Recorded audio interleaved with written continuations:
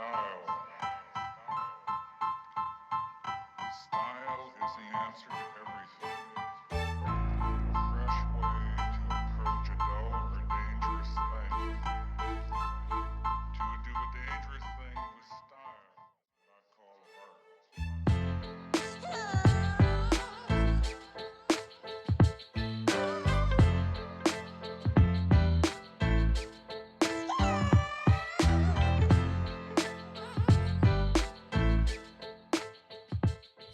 Hello guys, कैसे हो आप सब। और आप देख रहे हैं अभी vlogs. I am really sorry कि जो मैंने लास्ट वीडियो डाली थी इसमें मैंने बोला था कि नई वीडियो जल्दी आएगी, तो लेट हो गया है। रीज़न बीइंग कि बहुत सारी चीज़ें थी यार, स्टडीज़ अपार्ट फ्रॉम स्टडीज़, थोड़ी लाइफ भी लिटिल बिजी थी। तो आई वाज लाइक कि यार फाइनली अब वीडियो बना लेते हैं। तो मैं अभी आया हुआ था गुरुद्वारा एंड मंदिर, क्योंकि यार बहुत टाइम हो गया था गुरुद्वारे आए हुए और मंदिर आए हुए। You should always be thankful for what you have, right. So ये वीडियो जो होने वाली है ये होने वाली है about my experience in Canada. It's been वो more than a year and 3 months something about that, because मैं लास्ट ईयर मार्च 16 को लैंड हुआ था वैंकूवर में। और स्टार्टिंग से सब जर्नी बताऊंगा, तो बने रहिए वीडियो में। और मैं आपको बताता हूँ मेरा एडवेंचर कैसा रहा, what jobs I did and how everything went since I came to Canada, कैसा मेरे को फील हो रहा था, एंड फ्रेंड्स कैसे थे और कैसे कैसे सारी चीज़ें हुई। I'll just explain you in brief, right। तो ये वीडियो थोड़ी इंटरेस्टिंग होने वाली है, तो बने रहिए वीडियो में। लाइक शेयर एंड सब्सक्राइब कर लीजिए अगर नहीं करा आपने। तो चलिए शुरू करते हैं। तो कनाडा में मैं लैंड हुआ था on 16th of March 2021 during peak time of COVID. So 14 days quarantine करा मैंने, है ना। साइड बाय साइड मैं थोड़ी जॉब्स वगैरह भी सर्च कर रहा था कि यार वेयर हाउस की जॉब, क्योंकि स्टार्टिंग में यही होता है कि जॉब्स वगैरह करते हैं हम, ढूंढते हैं पहले तो जॉब्स की कौन सी जॉब बढ़िया है जो मिल जाए जल्दी। तो स्टार्टिंग में मैंने जॉब्स वगैरह सर्च आउट करी थी, है ना।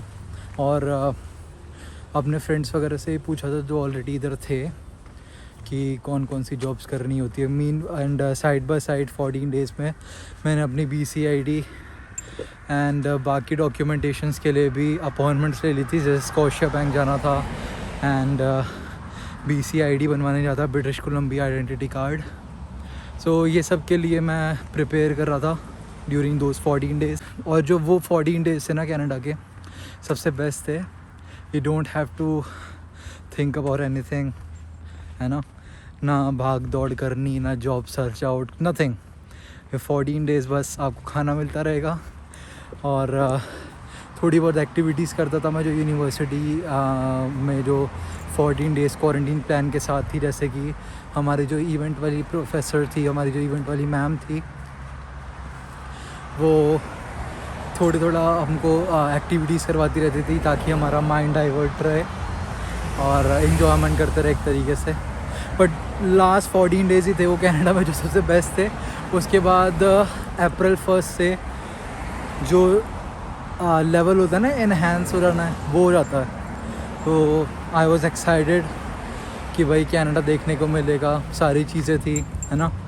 सो मेरे रूममेट्स लेने आए थे मेरे को होटल, एंड थोड़ी बहुत वीडियोज़ अगर मेरे पास होगी तो I will just add it up in here, क्योंकि इंस्टाग्राम में मैंने स्टोरीज डाली थी। दैट टाइम मैंने ब्लॉग नहीं बनाया था।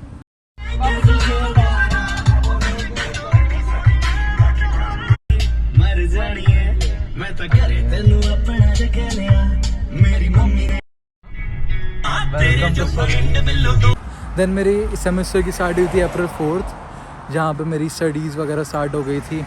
तो आई वॉज एक्साइटेड, लेकिन ये था कि हाँ भाई Covid, due to Covid on campus classes cancel थी। सो बस ऑनलाइन क्लासेस ही चलती थी, तो जूम पे ले लेनी क्लास और फिर पूरे दिन ऐश करनी। साइड बाय साइड क्या था कि मेरे को वेयर हाउस से कॉल आई थी कि हाँ you got hired and when do you want to start. So I think मैंने अप्रैल 9 या फिर अप्रैल 8 या फिर अप्रैल 9 को मैंने स्टार्ट करी थी अपनी वेयर हाउस की जर्नी।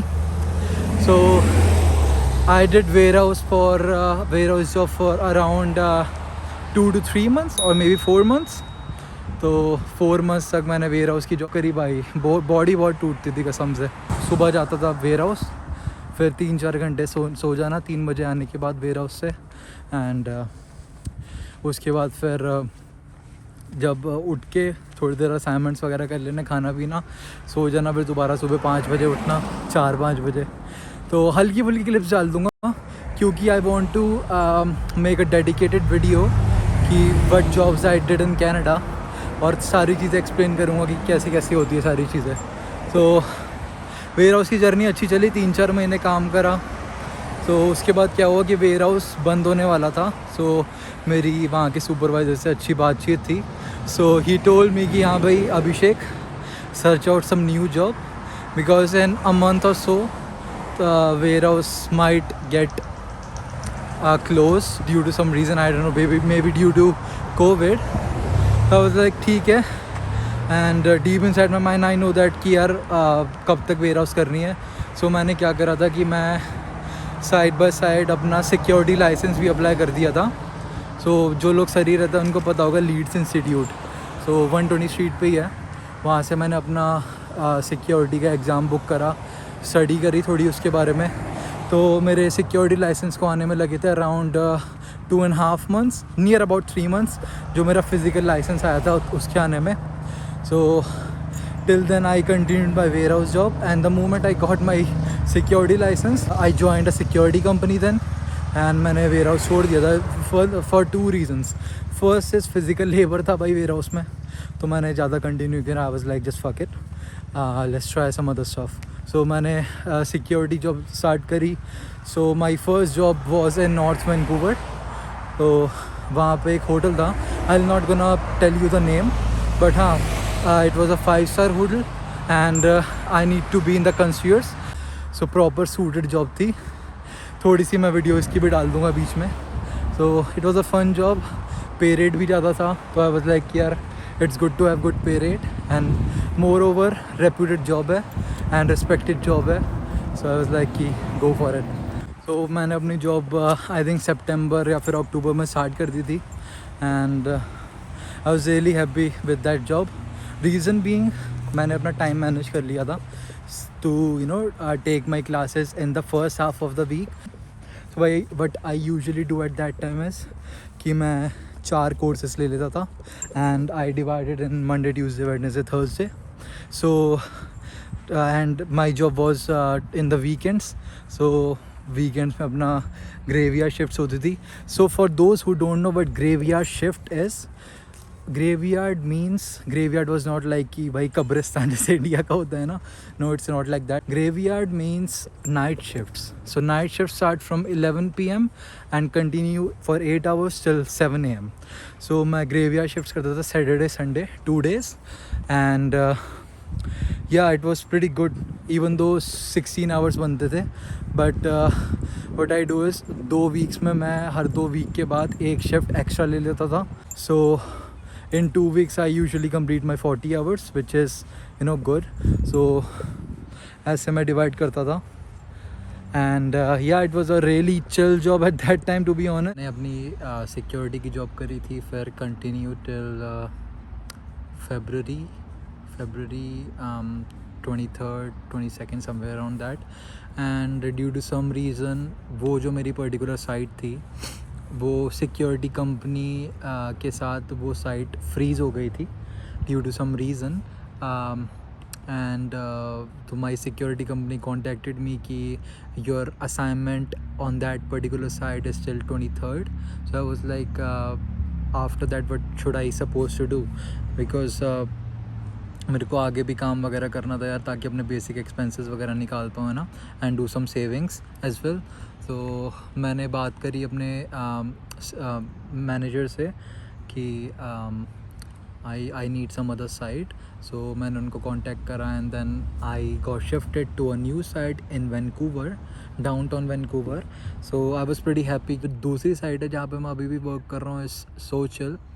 सो अगेन मैं यहाँ पे जो अभी अपनी नई साइट है वहाँ पे भी I do graveyard shifts as well, and so far it's going really good, and I'll suggest अगर कोई कर सकता है तो I'll strongly suggest कि always take weekend shifts, because weekend shifts is really helpful, so that you will be having a full week where you can study and do your assignments, and if you want to go out with your friends you can do that. And weekends graveyard shifts is where you can do your shift at night, and in the morning just come to home and have a good sleep, even though sleeping cycle will strongly be destroyed, जो कि मेरे साथ हो रखा है. So weak days पे भी sometimes होता है कि मेरे को ढंग से नींद नहीं आ पाती ड्यूरिंग नाइट, बिकॉज मेरे को जागने की आदत पड़ चुकी है अब, क्योंकि since I have started working with a security company, मैं ग्रेवियर शिफ्ट से ही ले रहा हूँ. सो अच्छा यार, बट ठीक है, for me it suits. So जिनको नहीं पता, I am doing BBA specialisation and project management from Yorkville University Vancouver campus. तो यूनिवर्सिटी की मैं एक स्पेशल वीडियो बनाऊंगा, and on campus obviously, because majority of the questions in my comment section in YouTube is regarding university. They have multiple questions, and to be honest, many of them are misguided, but theek hai bhai, it's my duty to tell you guys the truth about everything, so that एकदम transparency बनी रहे between you guys and me. सो मैं अपनी jobs से related video भी एक specific डालूँगा कि what jobs I have done since I came to Canada, and about the study pattern. So I will be making separate video about study pattern, but to be honest, study pattern in Canada is much better than what we have in India, क्योंकि पूरे एक साल हम पूरी अभी मैं अपने friend से ही पूछता हूँ तो each semester is of 6 months, and every month they are having midterms, finals, and tons of assignments. According to that, Canadian education system is much better. So like total हमारे 100% होता है, and then that 100% is divided among the 3 months evenly. Not evenly, but it's separated according to the weightage of the week, right? Starting week comprises of low percent assignments like 3%, 4%, 5%, 6%, and sometimes 8% as well. And as you gradually comes to the end of the semester, then you'll be having much high weightage and much longer assignments, like 1200 words, 1500 words assignment, and that assignment worth 20%, 25% as well. And एक और चीज़ कि some of the courses do have a midterm and a final exam as well, and that comprises of 50% or 45%. So it's really important to score well with those midterms and finals exam, because even though you're doing perfect with your assignments, but अगर आपके midterm and final में अगर आप mess up हुए, then your whole GPA will gonna be just destroyed, to be honest. Because मेरे कुछ friends हैं and they're like, we have done so good, हमारा मिड टर्म से पहले मैंने सारे असाइनमेंट्स करे, I am getting 90, 85, 90, 85, and then the mid term came and I won't be able to pass that mid term, because passing grade for mid terms is 50, and मेरे friend के उतने भी नहीं आ पाए, 20, 25 या फिर 30 आए. अब आई डोंट नो उसने असाइनमेंट्स कैसे करे, because if he have done well with the assignments, then mid term and final is comprise of those questions, जस्ट a little paraphrased ones.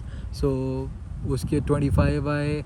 So earlier before midterm he was having a percentage of around 85, 87, and after midterm he went down to 55 or I think somewhere near about 60. So इतना difference होता है, क्योंकि जितने ज़्यादा percent का एक assignment होगा उतना ही ज़्यादा इम्पैक्ट वो करेगा आपकी परसेंटेज पे. If you do well with your final and mid term, then surely you will be getting 85% और 90% at the end of your course. So ये कुछ डिटेल्स होती है जो कि यार you need to think. And one more thing जो कि बहुत सारे स्टूडेंट्स फेस करते हैं कि भाई डिप्रेशन बहुत होता है जब फैमिली से दूर होते हैं, because I am not sure about others, but मेरा क्या था, I am very much connected with my family, and home sickness होती है, टू बी ऑनेस्ट, कि यार इतनी दूर हम आए हैं फ्रॉम इंडिया, एंड पेरेंट्स से ढंग से बात नहीं हो पाती है ऑन वीडियो कॉल, सबसे बात वीडियो कॉल पे हो पाती है.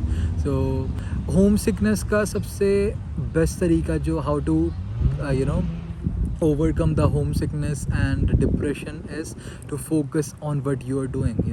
Indulge yourself with this with new activities, like what I do vlogging, right? You get to know much more and you indulge yourself to the editing part and making the video, getting with the ideas of how to make video, brainstorming basically. So ये बहुत important चीज़ है कि to indulge yourself with different activities, क्योंकि खाली दिमाग शैतान का घर होता है. एंड अगर आप इधर आए हो ना कोई गोल लेके, then focus on that goal instead of focusing और other things. You know what I mean, right? Other things like relationships.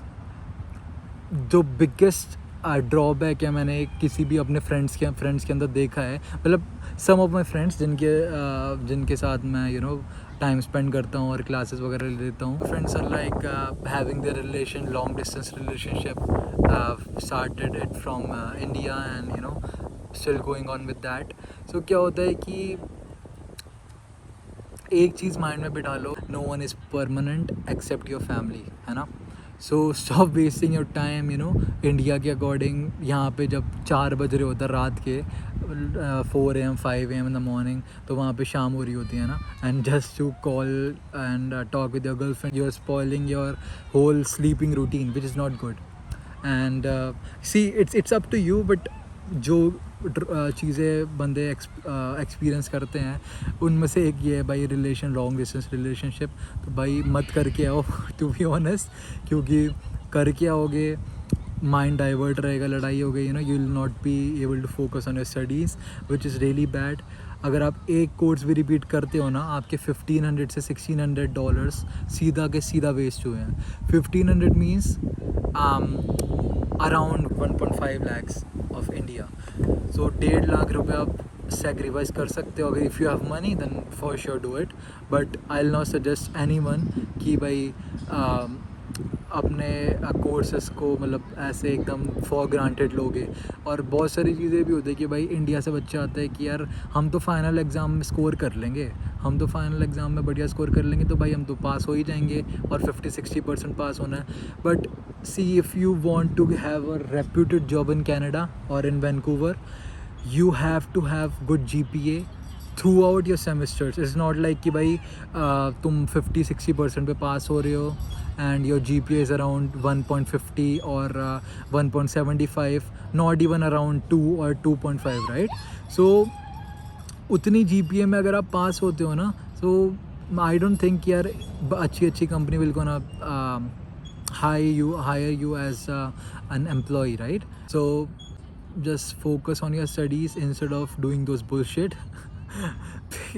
भाई एक्सपीरियंस से बता रहा हूँ, डोंट डू इट, बिकॉज मैं आगे एक्सप्लेन करूँगा तो थोड़ी गड़बड़ हो जाएगी. बट हाँ, focus on your studies, do what is right for your future, है ना?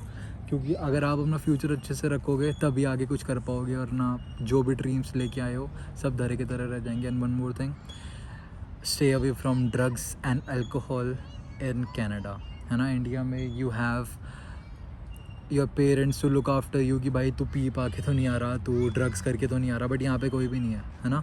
तो you can do what you feel like I am just grown up man and I can do what ever I want, going out in launch, having party, having doing different stuffs that you should not do.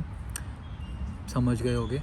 So don't indulge yourself in those things, because part-time job में either you can manage your expenses or you can manage those addictions. To be honest, बहुत expensive है सारी चीज़ें यहाँ. I'll suggest not to do those kind of silly stuff. एक बार अगर आप इन चीज़ों में पड़ गए, it's so hard to get out of that. So यार एक चीज़ और बोलना चाहूँगा मैं कि आदत डाल लो भाई अकेले रहने की, क्योंकि कनाडा में everyone is busy, right? No one have time कि तू आ तुझसे बात करते हैं, ये करते हैं, वो करते हैं, राइट? हर कोई अपनी लाइफ में बिजी है, हर किसी की डिफरेंट प्रॉब्लम्स है, हर किसी की नई प्रॉब्लम्स है. इंडिया में क्या था कि हमको क्लास करनी होती थी, then going back to your home, we are having plenty of time, खाना बना हुआ मिल रहा है ना, सारी चीज़ें करी हुई मिल रही है, तो हम हमारे पास टाइम होता था कि चलो फ्रेंड्स के साथ जाएं, पार्टी करें, बाहर घूमें फिरें। बट कनाडा की लाइफ उतनी सिंपल नहीं है जितना आपको लगता है दूर से कि हाँ भाई ये तो रोज़ घूम रहा है, ये कर रहा है, वो कर रहा है। किसी को भी यहाँ पे टाइम नहीं है, किसी के लिए भी, है ना। मैं लिटरली बोल रहा हूँ, यहाँ पे जो फ्रेंड सर्कल बनाने के लिए आ रहा है ना भाई, sooner or later you'll get to know कि भाई क्या है फ्रेंडशिप इधर। यहाँ पे फ्रेंडशिप के नाम पे सिर्फ और सिर्फ फ़ायदा देखते हैं बंदे। जिसको भी तुमसे फ़ायदा मिल रहा है वो तब तक तुम्हारे साथ फ्रेंडशिप में है, and the moment that criteria is fulfilled by you, other person will gonna leave you for sure. And not even friendship, I'm talking about relationships as well. So इन थोड़ी चीज़ों का ध्यान रखो जो मैंने फेस करी है और जो मैंने देखी है अपने फ्रेंड्स के साथ होती हुई, जो कि मैं चाह रहा हूँ कि यार आप लोगों के साथ ना हो, जो कि नए बंदे आ रहे हैं कनाडा के लिए। दूर से देखने पे बहुत अच्छा लगता है चीज़ें, बट जब कोई बंदा वो रियलाइज़ कर रहा होता है और जो उस चीज़ में जगह पे रह रहा होता है ना, so that person know exactly what everything is and how we should behave accordingly. इसलिए स्टे रिजर्व्ड, है ना, stay out of those all those things जो कि मैंने मेंशन करी है।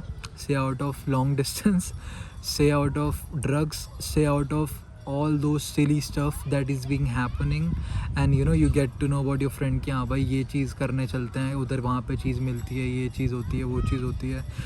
एक बार जाओगे ना तो जाते रहोगे फिर उन चीज़ों के लिए। अगर आप एक बार मना कर दोगे ना स्ट्रिक्टली, तो भाई सामने वाले बंदे की हिम्मत नहीं है आपको बोलने की। और फिर बता रहा हूँ मैं, पैसे कमाने is not an easy task. India में इतना लगता है ना कि हाँ भाई उधर जाकर डॉलर छाप लेंगे, ये कर लेंगे, वो कर लेंगे। भाई इधर आओगे ना, you get to know by yourself कि हाँ भाई कितना हार्ड है सारी चीज़ें। सो वही है, ये सारी चीज़ें मैं आपको एक्सप्लेन करना चाहता था, बताना चाहता था अपनी वीडियो में, ताकि आप लोग इससे सेफ़ रहो, कॉशियस रहो कि भाई ये सारी चीज़ें ऑलरेडी हो सकती है, it could be possible with you as well. And about the scams in Canada.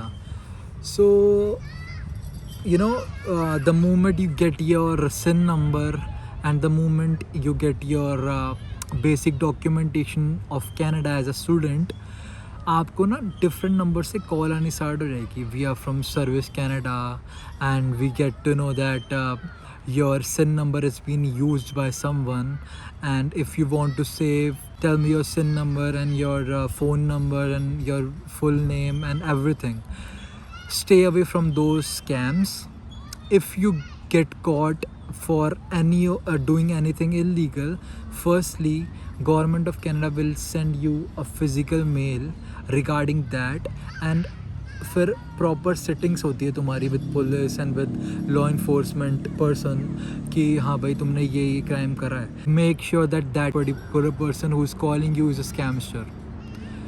मेरे साथ बहुत बार हुआ है कॉल पे, एंड गुड थिंग वाज कि इंडिया में आने से पहले मैं ये सारी वीडियोस देख चुका था कि हाँ भाई SIN नंबर का स्कैम होता है, एंड तुमने एक बार अपना SIN नंबर दे दिया तो गॉड नोज़ कि तुम्हारे SIN नंबर पे क्या कुछ इलीगल स्टफ भी हो सकता है, and police will catch you और डिपोर्टेशन होगी सीधा। इसलिए इन सारे स्कैमस्टर से दूर रहो। तुमको कॉल आती है ना किसी अननोन नंबर से या फिर नो कॉलर आईडी से, and they claim that they are from this agency from government of Canada. पहली बात ये स्कैमस्टर्स का तुम्हें पता चल जाएगा पीछे से ना कॉल सेंटर ऐसी आवाज़ आती है जैसे नहीं, multiple people are calling someone and like selling the policies. Like in India, जब इंडिया में आती थी कॉल की सर एयरटेल का नंबर ले लो, वोडाफोन का नंबर ले लो, call centres just like that. Canada में भी ऐसी सेम चीज़ होती है। तो ये जो बंदे होते हैं ये होते इंडिया में हैं, they speak like Canadians and they speak like they are from Canada, and what they want is to scam you. So stay away from those things. ये मेरी सिस्टर जो रूममेट थी उनके साथ ये हो चुका है, तो she was so scared because it was new for her, right? And she called me and I was like, don't worry sister, the reason is those are the scamsters and they call you to get your SIN number and stuff. So ये हुआ था कि मेरी दीदी तो इतना घबरा गई थी कि उन्होंने अपनी जॉब आधे से छोड़ के she was crying and call her brother and me as well कि भाई ऐसे ऐसे हो गया है, मेरे को आ जाओ लेने, मैं बहुत डर लग रहा है, मैं तो कुछ गलत भी नहीं कर रहा. So please stay away from those things. कोई भी तुम्हें कॉल करे and pick up call, get what the person try to say and just hang up the call. Because अगर आप उस नंबर पे दोबारा कॉल करोगे ना तो वो एक्चुअली नंबर भी किसी कैनेडियन का यूज़ कर रहा हुआ होता है, मतलब ऑलरेडी किसी के नंबर को यूज़ कर रहा होता है वो बंदा, और फिर कॉल करता है. और तो दोबारा कॉल करोगे तो कोई रैंडम बंदा फ्रॉम कैनेडा उठाएगा, वो बोलेगा कि there some scamster who taking my number and using it to call others. तो ये सारी चीज़ें होती है तो जो कि दिमाग में रखनी है आप लोगों को. And one last thing is कि भाई तुम डजेंट मैटर कि तुम्हारा कल्चरल बैकग्राउंड क्या है, never stay away from your culture. क्योंकि कनाडा में आने के बाद ना यार तुम मंदिर जाओगे, मस्जिद जाओगे, गुरुद्वारे जाओगे, चर्च जाओगे, तुमको बड़ा अच्छा फील होगा अंदर से कि हाँ यार पॉजिटिविटी आएगी. जब भी तुम्हारा मन उदास हो ना, कभी भी अपने दिमाग में गलत ख्याल मत लेगा कि यार मैंने गलती कर दी कनाडा आके. तुमने एकदम सही करा है कनाडा आके. अभी नहीं तो तुमको 2 साल बाद, 3 साल बाद, 4 साल बाद खुद रियलाइजेशन होगा कि आई have done good thing by coming in Canada. So yeah, that is it for today guys.